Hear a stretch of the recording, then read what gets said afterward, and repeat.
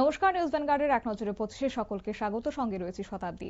লংতরাইভেলী মহকুমার ছাউমনুতে বিজেপির যোগদান সভার আয়োজন করা হয় এবং এই যোগদান সভায় নাম না করে শরিক দল তিপ্রামথাকে কড়া বার্তা দিয়েছেন মুখ্যমন্ত্রী মানিক সাহা। তিনি বললেন, যত আঘাত করা হবে ততই আইন মেনে প্রতিঘাত করা হবে। মারপিট ও অশান্তি কোনোভাবেই বরদাস্ত করা হবে না। ত্রিপুরা কর্মচারী সমন্বয় সমিতি এইচবি রোডের উদ্যোগে আগরতলা শিক্ষক কর্মচারীদের একাধিক দাবিতে আয়োজন করা হয় মঙ্গলবার। মানবতা মুক্তি পাক স্লোগানকে সামনে রেখে মিছিলে রাজ্যের বিভিন্ন অংশের শিক্ষক কর্মচারীরা অংশগ্রহণ করেছে। দক্ষিণ ত্রিপুরা জেলার শান্তির বাজার পতিছড়ি এলাকায় মঙ্গলবার এক অভিযানে বেশ কিছু কাঠ বাজেয়াপ্ত করে বগাফা বন দপ্তরের রেঞ্জ ও কর্মীরা। কিন্তু অভিযানে পাচারকারীদের গ্রেফতার করে নিতে পারেনি বনরক্ষীরা।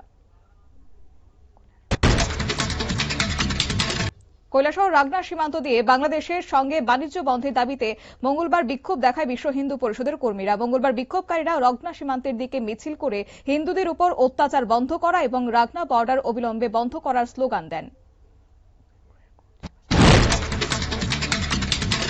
উদয়পুরের গর্জি বাজার এলাকায় গাছে পড়ে এক ব্যক্তির মৃত্যু হয়েছে। মৃতের নাম দেবাশিস জমাতিয়া, বয়স ৩৫ বছর।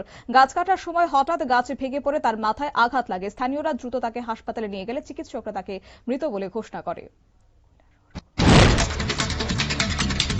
কৈলাসহর গোবিন্দপুর এলাকা থেকে মঙ্গলবার একটি অটোরিকশাতে করে ছাগল চুরি করে পালানোর সময় গ্রামবাসীরা হাতে ধরা পড়েছে ছাতির মিয়া নামের এক চোর। গ্রামবাসীদের ধাওয়ায় কলেজ রোডে অটোরিকশাটি নিয়ন্ত্রণ হারিয়ে দুর্ঘটনার কবলে পড়লে উত্তেজিত জনতা ছাতির মিয়াকে ধরে ফেলে। রাজ্য জুড়ে প্রজন্ম বাঁচাও কর্মসূচি হাতে নিয়েছে বাম ছাত্র যুব সংগঠন ডিওয়াইএফআই ও টিওয়াইএফ এর। সাংবাদিক সম্মেলনে নেতৃত্বরা অভিযোগ করেন, বিজেপি শাসনে কর্মসংস্থান নেই, নেশা ও দুর্নীতি রাজ্যে গ্রাস করে ফেলেছে। 5 দফা দাবিতে আগামী 8 জানুয়ারি কুমারঘাটের প্রথম কর্মসূচি শুরু হবে।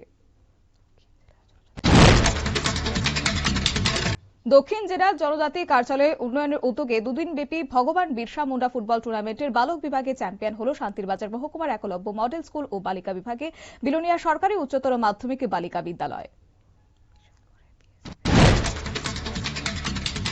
বিশালগড়ে বিএসএফ এর গাড়ি ভাঙচুর ও জওয়ানদের উপর হামলার ঘটনায় তৃতীয় অভিযুক্তকে গ্রেফতার করেছে পুলিশ। সোমবার গভীর রাতে দুর্গানগর হাসান হোসেন পাড়া থেকে পলাতক অভিযুক্ত রিয়াজ মিয়াকে গ্রেফতার করা হয়। 2025 সালের 7 নভেম্বর বিশালগড় নিউ মার্কেট গুরুবাজার এলাকায় এই হামলার ঘটনাটি সংঘটিত হয়েছিল।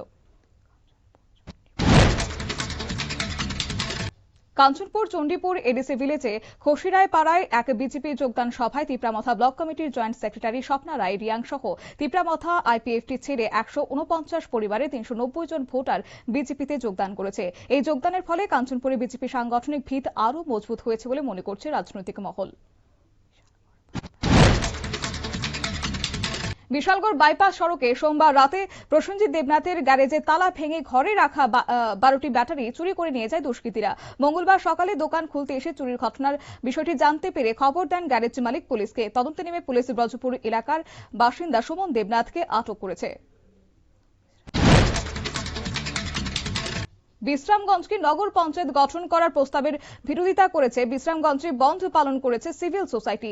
বিশ্রামগঞ্জ পুষ্করবাড়ি মথা সড়কের অবরোধের জেরে যান চলাচল সম্পূর্ণভাবে ব্যাহত হয়ে পড়ে। প্রতিবাদকারীদের দাবি হচ্ছে, বিশ্রামগঞ্জকে কোনোভাবে নগর পঞ্চায়েত করা যাবে না।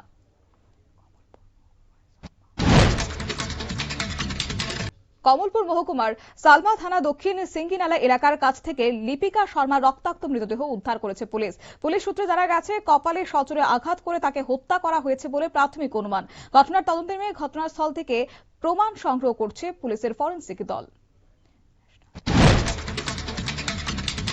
ন্যাশনাল ডেভেলপমেন্ট কর্পোরেশন অফ ত্রিপুরার উদ্যোগে রাজ্যের বিভিন্ন কোঅপারেটিভ সোসাইটিকে পুরস্কারে সম্মানিত করা হয়েছে।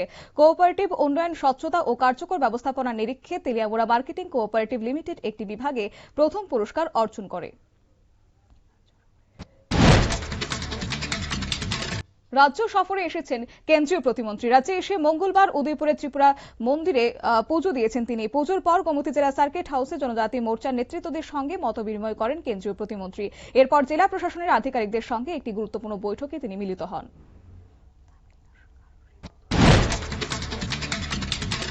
তামিলনাড়ুর কারুরে পদপিষ্টের ঘটনায় অভিনেতা বিজয়কে তলব করল সিবিআই। 12 জানুয়ারি সিবিআই এর সদর দপ্তরে হাজিরা দেওয়ার নির্দেশ দেওয়া হয়েছে তাকে।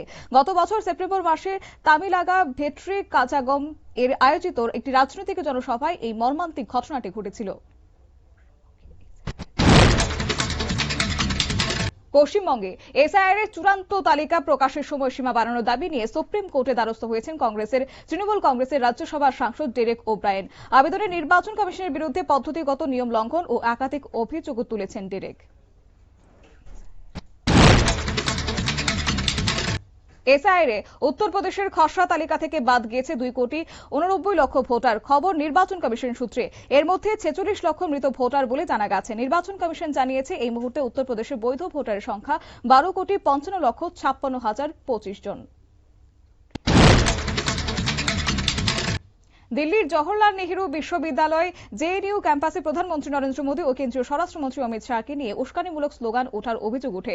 ঘটনাটি ঘটে সোমবার রাতে সবরমতী হোস্টেলের বাইরে। সেখানে একদল ছাত্র বিক্ষোভ দেখিয়েছে। ঘটনার প্রেক্ষিতে এফআইআর দায়ের করা হয়েছে বলেও কিন্তু খবর রয়েছে।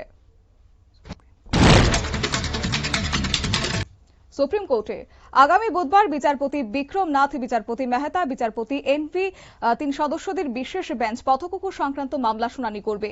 এদিন মামলার সঙ্গে যুক্ত সব পক্ষের বক্তব্য শোনার কথা সুপ্রিম কোর্টে। দিল্লিতে পথকুকুরের কামড়ের ঘটনা বাড়ায় 7 নভেম্বর আদালত স্কুল, রেল স্টেশন ও হাসপাতাল চত্বর থেকে পথকুকুর সরানোর নির্দেশ দিয়েছিল। চীন ও পাকিস্তানের বৈঠকে কাশ্মীর ও বাংলাদেশ প্রসঙ্গ উঠে এসেছে। দক্ষিণ এশিয়ার যে কোনো একতরফা পদক্ষেপের বিরোধিতায় বার্তা দিয়েছে দুই দেশ। চীন, পাকিস্তান ও আফগানিস্তানের বিদেশ মন্ত্রীদের আলোচনাকে গুরুত্ব দেওয়ার কথা বলা হয়েছে।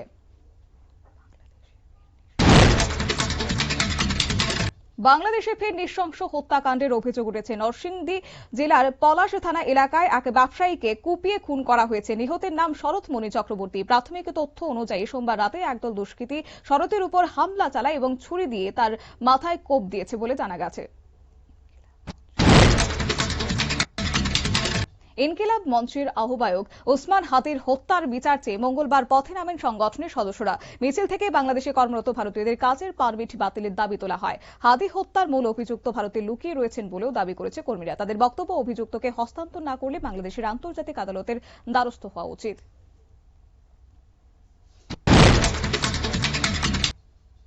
এক নজরে 25 আপাতত এই পর্যন্তই। পরবর্তী আপডেট এবং টকশো দেখার জন্য চোখ রাখুন শুধুমাত্র নিউজ ভ্যানগার্ডের পর্দায়। নমস্কার।